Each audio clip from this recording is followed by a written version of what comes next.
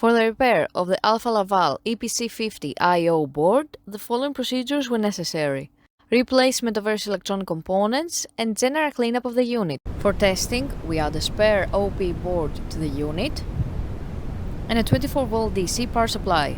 By turning the power supply on, the units react and we can see the message on the OP LCD screen indicating the unit's communication.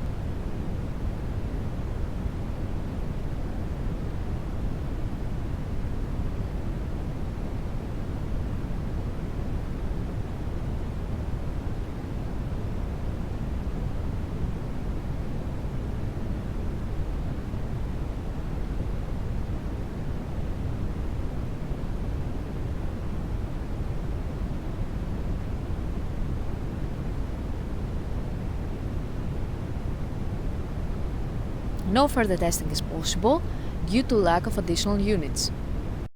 It is now clear that the I/O board is operating successfully and is ready to be delivered to the customer.